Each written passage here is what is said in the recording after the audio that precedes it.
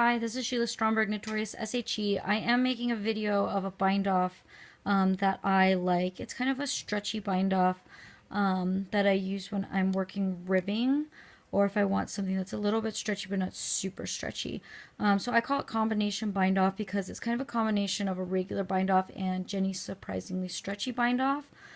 So those of you who are familiar with Jeny's Surprisingly Stretchy bind off, what we're going to do is, instead of working all the stitches in her stretchy bind off, we're going to work just the purls in the stretchy bind off and the knits in a regular bind off.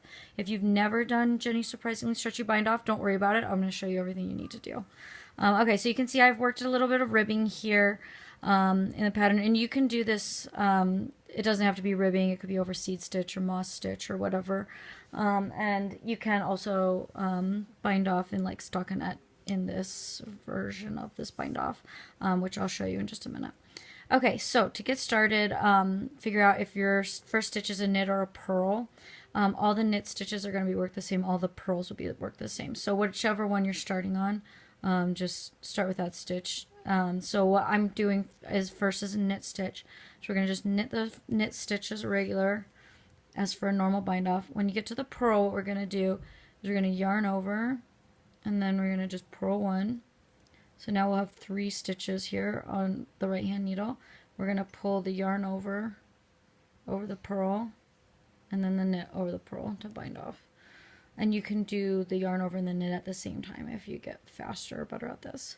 Then we're going to knit one, bind it off, yarn over, purl one, sorry, and then bind them off. And so you can do them both at the same time.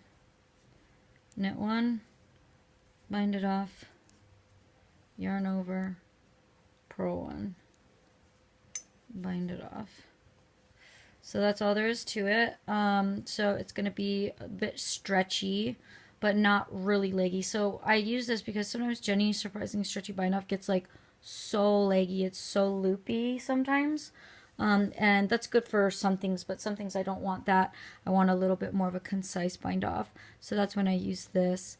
So like I said, it's really good for ribbing bind off because the purl just really hides the extra yarn over that you have.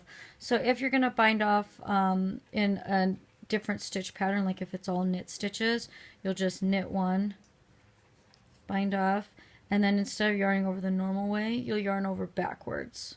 Knit the next one and then bind that off.